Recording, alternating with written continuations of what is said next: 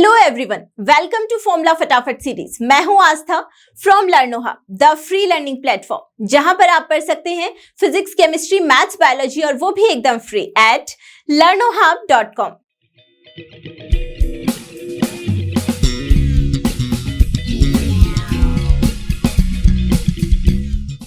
So formula Fatafat series में आज हम डिस्कस करने वाले हैं अपनी क्लास 11th का चैप्टर लॉज ऑफ मोशन के सारे इंपॉर्टेंट फॉर्मूले।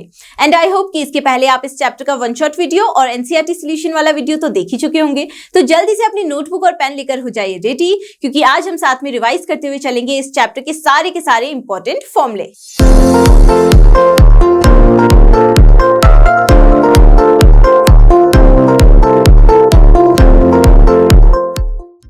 इस चैप्टर में सबसे पहले जो फॉर्मूले हम डिस्कस करने वाले हैं वो है मोमेंटम, फोर्स एंड इंपल्स से रिलेटेड। बहुत ही जनरल से, बहुत ही बेसिक से फॉर्मूले हैं, तो इनका यूज कैसे करना है ये भी आप सिंपल तरीके से समझ सकते हैं। तो देखिए, पहला फॉर्मूला है हमारे पास में मोमेंटम के लिए P equals to m into v. तो यहाँ पर पहले तो क्या क्या जो टर्म्स हैं, क्वांटिटीज हैं, वो क्या क्या डिनोट हो रही हैं, किसके थ्रू हम डिनोट कर रहे हैं वो हम लोग समझ लेते हैं। तो यहाँ पर P के थ्रू हम लोग क्या डिनोट कर रहे हैं, तो हम लोग डिनोट कर रहे हैं इसके थ्रू मोमेंटम को, ठीक है। वैसे ही m क्या है, तो ये किसी ऑब्जेक्ट का मास है, और जो v है वो क्या है, वो है वेलोसिटी। और मोमेंटम कैसी क्वांटिटी होती है, तो ये होती है एक वेक्टर क्वांटिटी। तो हम लोग इसको लिख सकते हैं वेक्टर क्वांटिटी। और साथ ही साथ अगर आपसे पूछा जाए कि इसकी यूनिट आप लोग क्या बताएंगे, तो इसकी यूनिट आप बता सकते हैं, आपको पता ही है m इंटू वी, यानी कि किलोग्राम मीटर पर सेकेंड। तो आप लिख लीजिए kilogram metre per second. Next formula है फोर्स का, जो कि Newton second law of motion के अकॉर्डिंग हम लोग लिख सकते हैं F equals to d by d t of P, यानी कि जो ये मोमेंटम है, अब P की जगह पर m इंटू वी है, तो m को बाहर से ले लिया, dv बाई डी टी आ गया, और dv बाई डी टी क्या होता है, तो ये एक्सीलरेशन होता है। यानी कि हमारे पास में फोर्स के लिए जो फॉर्मूला बन गया वो क्या हो गया, m इंटू ए। तो F के थ्रू हम लोग यहाँ पर क्या डिनोट कर रहे हैं, फोर्स को डिनोट कर रहे हैं। m क्या है, मास है ऑब्जेक्ट का, और a क्या है, तो a है एक्सीलरेशन उस ऑब्जेक्ट के लिए। और फोर्स की अगर यूनिट आपसे पूछी जाए तो आप क्या बताएंगे, तो एक यूनिट तो आप ये लिख सकते हैं, इसके थ्रू बना लीजिए, क्या हो जाएगी, किलोग्राम मीटर पर सेकंड स्क्वायर, और इसी को क्या बोला जाता है, न्यूटन बोला जाता है, ठीक है। नेक्स्ट फॉर्मूला है इंपल्स के लिए। अगर किसी क्वेश्चन में आपके पास में फोर्स और साथ ही साथ टाइम आपको दिया गया है, तो आप फोर्स इंटू टाइम ड्यूरेशन के थ्रू उस टाइम पर आप इंपल्स बता सकते हैं, या फिर चेंज इन मोमेंटम के थ्रू भी आप बता सकते हैं। यानी कि जो फाइनल मोमेंटम है और जो इनिशियल मोमेंटम है, उनका डिफरेंस अगर आप बताएंगे तो वो क्या कहलाएगा, वो हो जाएगा इंपल्स, या फिर फोर्स इंटू टाइम के थ्रू आप इंपल्स बताएंगे। और जो इंपल्स है उसके लिए जो यूनिट होती है वो क्या होती है, तो वो होती है न्यूटन सेकेंड, ठीक है। तो इस तरीके से ये बहुत ही सिंपल से, बहुत ही बेसिक से फॉर्मूले थे। इनका यूज कैसे होगा, तो देखिए, अगर किसी क्वेश्चन में आपके पास में मास है ऑब्जेक्ट का, आपको उसकी वेलोसिटी बताई गई है, आपसे उसका मोमेंटम पूछा जा रहा है, तो आप इसका यूज कर सकते हैं। या फिर किसी क्वेश्चन में कुछ और आपसे पूछा जा रहा है, लेकिन आपको वहां पर मोमेंटम की जरूरत है, तो तभी भी आप इस फॉर्मूले का यूज कर सकते हैं, m इंटू वी। या फिर कहीं पर आपके पास में मोमेंटम है और मास है, उस ऑब्जेक्ट के लिए आपको वेलोसिटी पूछी गई है, तो आप v equals to p upon m का यूज कर सकते हैं। f equals to m a का यूज कैसे करेंगे, एक्सीलरेशन पता है, मास पता है, तो आप फोर्स कैलकुलेट कर सकते हैं। वैसे ही अगर आपको फोर्स या फिर टाइम पता है, तो आप फोर्स इंटू टाइम से क्या बता सकते हैं, इंपल्स बता सकते हैं, ठीक है। तो चलिए अब देखते हैं कुछ और फॉर्मूले। तो अब जो नेक्स्ट जो फॉर्मूला हम लोग डिस्कस करने वाले हैं वो है कंजर्वेशन ऑफ मोमेंटम से रिलेटेड। बहुत सारे क्वेश्चंस आप लोगों ने एक्सरसाइज में भी किए होंगे, और ऐसे कई सारे क्वेश्चंस होते हैं जहां पर हमको कंजर्वेशन ऑफ मोमेंटम की उस सिस्टम के लिए जरूरत पड़े, जिसके थ्रू हम अदर वैल्यूज क्या कर पाते हैं, कैलकुलेट कर पाते हैं, ठीक है।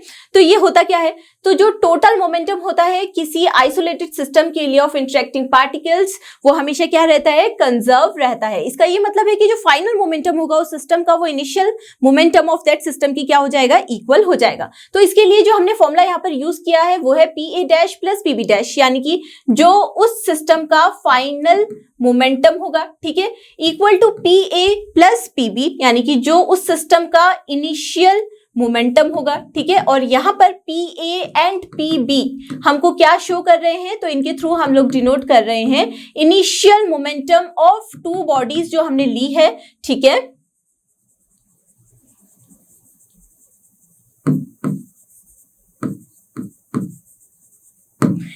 A and B respectively,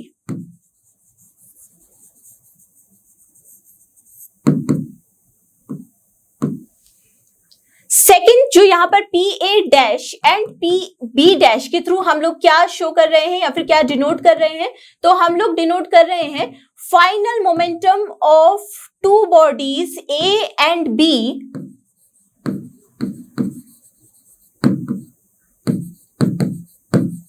respectively. So conservation of momentum से रिलेटेड एक एग्जांपल हम लोग लेंगे और देखेंगे कि इस टाइप के क्वेश्चंस हम लोग किस तरीके से सॉल्व कर पाते हैं। एक क्वेश्चन है जिसमें हमको बोला गया है कि किसी शेल का जो मास है 0.050 किलोग्राम है, जिसको फायर किया जा रहा है गन से, और उस गन का मास हमको दिया गया है 150 किलोग्राम।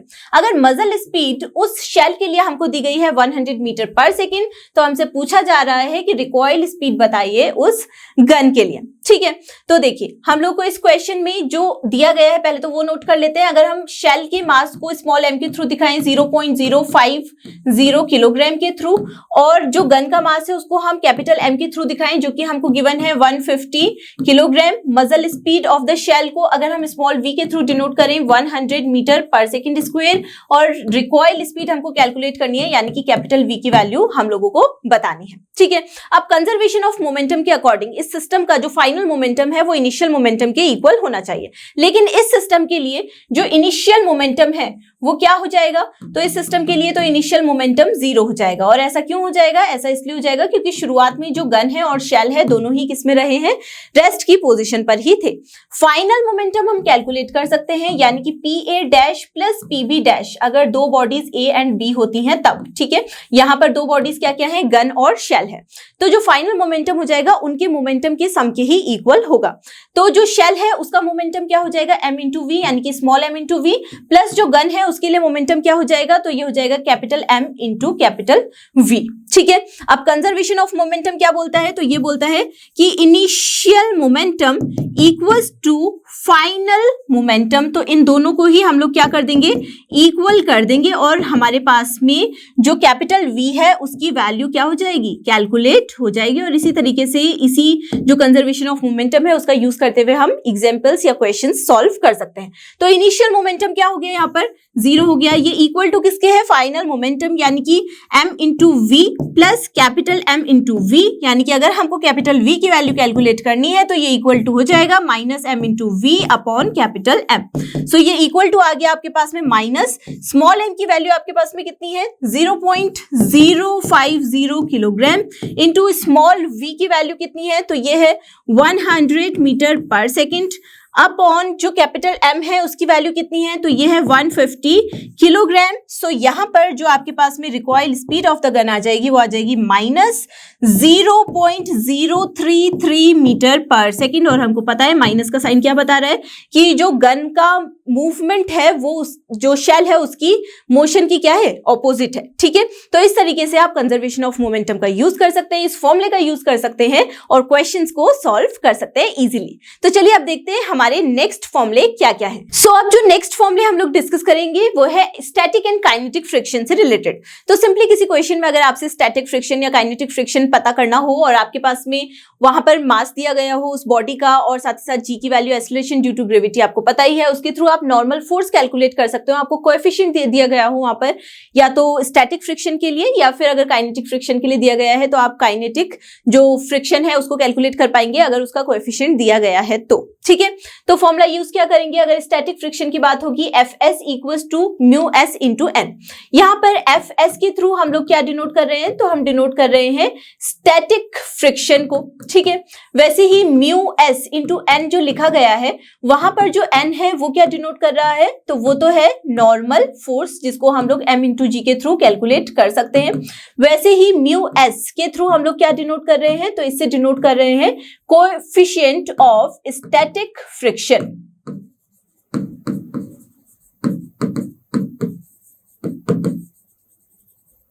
तो अगर किसी क्वेश्चन में म्यू एस की वैल्यू दी गई है, नॉर्मल फोर्स हम लोग m इंटू जी के थ्रू कैलकुलेट कर सकते हैं, तो हम स्टैटिक फ्रिक्शन वहां पर बता पाएंगे।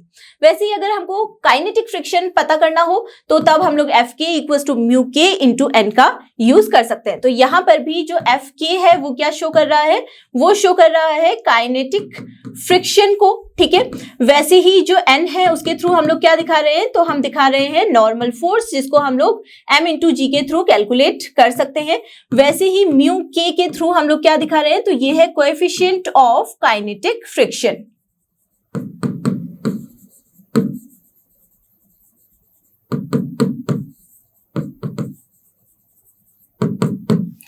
तो सिंपल सा अगर कोई क्वेश्चन आता है तो उसमें तो आप इजीली इस फॉर्मूले का यूज कर सकते हैं और वैल्यू कैलकुलेट कर सकते हैं। कुछ क्वेश्चन इस तरीके का एक एग्जांपल भी आ सकता है जो कि हम लोग देखते हैं। देखिए, आपको डिटरमाइन करना है maximum acceleration of the train in which a box lying on its floor will remain stationary given that the coefficient of static friction between the box and the train's floor is 0.15। यानी कि यहां पर आपको mu S की value दे दी गई है कितनी, 0.15, ठीक है। और आपको बताना है मैक्सिमम एक्सेलरेशन उस ट्रेन के लिए। तो जो एक्सेलरेशन है वो किस वजह से हो रहा है, तो वो हो रहा है ड्यू टू स्टैटिक फ्रिक्शन। तो आप यहां पर यूज कर सकते हैं m into A equal to, यहां पर जो स्टैटिक फ्रिक्शन है उसका फॉर्मूला क्या होता है, म्यू एस इंटू एन, यानी कि म्यू एस इंटू एन की जगह पर आप m इंटू जी लिख सकते हैं, ठीक है। नॉर्मल फोर्स की जगह पर m से m कैंसिल हो जाएगा, a मैक्स की वैल्यू आपको कैलकुलेट करनी है, तो ये इक्वल टू आ जाएगा म्यू s की वैल्यू कितनी है 0.15 इंटू जी की वैल्यू यहाँ पे 10 मीटर पर सेकेंड स्क्वायर ले लेते हैं, तो ये हो गया इतना, तो इतना मीटर पर सेकेंड स्क्वायर। तो यहाँ पर जो मैक्सिमम एक्सेलरेशन आपके पास में आ जाएगा वो आ जाएगा 1.5 मीटर पर सेकेंड स्क्वायर। और ये केस तो आपको पता ही है ना कि F S can be lesser than और equal to mu S into N K, ठीक है। तो अगर हमको जब ए मैक्सिमम की वैल्यू कैलकुलेट करनी थी तब हमने यहाँ पर किसका साइन ले लिया है, इक्वल का साइन ले लिया है, और जो ये एक्सेलरेशन है वो कुछ इस तरीके से आ गया है। तो इन फॉर्मूले का आप अकॉर्डिंगली क्वेश्चन आपसे क्या क्या पूछा गया है उसके तरीके से यूज कर सकते हैं। चलिए अब देखते हैं हमारे नेक्स्ट फॉर्मूले क्या है। सो इस चैप्टर के जो लास्ट फॉर्मूले हम डिस्कस करने वाले हैं वो है सर्कुलर मोशन से रिलेटेड। तो कोई भी बॉडी अगर सर्कुलर पाथ फॉलो कर रही है कुछ इस तरीके से, मान लिया, और उसकी जो रेडियस है यहाँ पर वो कैपिटल आर के थ्रू हम लोग डिनोट कर लेते हैं, मान लेते हैं, तो उसका जो सेंटर की तरफ फोर्स होगा उसकी मान लिया कोई वेलोसिटी है v, ठीक है, कुछ इस तरीके से। सेंट्रीपिटल एक्सेलरेशन भी सेंटर की तरफ कोई होगा, और जो उसका सेंटर की तरफ को फोर्स होगा यानी कि एफ सी के थ्रू अगर उसको हम डिनोट करें तो वो हम लोग कैलकुलेट कर सकते हैं इस फॉर्मूले के through, F C equals to M V square upon R. तो किसी क्वेश्चन में अगर किसी बॉडी के लिए एम की वैल्यू यानी कि उसका मास दिया गया हो, वी की वैल्यू यानी कि वेलोसिटी दी गई हो, आर की वैल्यू यानी कि रेडियस दी गई हो इस सर्किल की जिस पाथ को फॉलो कर रही है, तो वहां पर हम सेंट्रीपिटल फोर्स की वैल्यू कैलकुलेट कर पाएंगे। इजी ही है ना। तो यहाँ पर एफ सी के थ्रू हम लोग क्या डिनोट कर रहे हैं, हम लोग डिनोट कर रहे हैं सेंट्रीपिटल फोर्स को।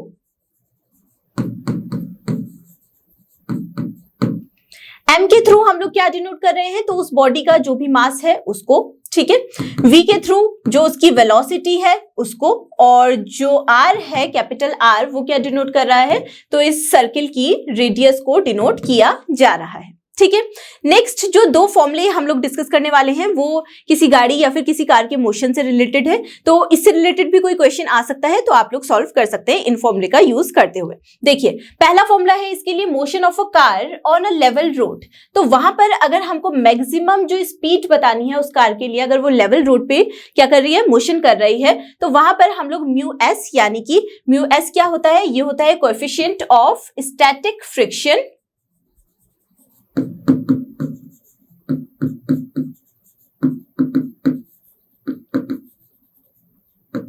इनटू आर, यानी कि उस सर्कुलर पाथ की जो रेडियस है वो जी, यानी कि हमको पता ही है क्या होता है, एक्सीलरेशन ड्यू टू ग्रेविटी,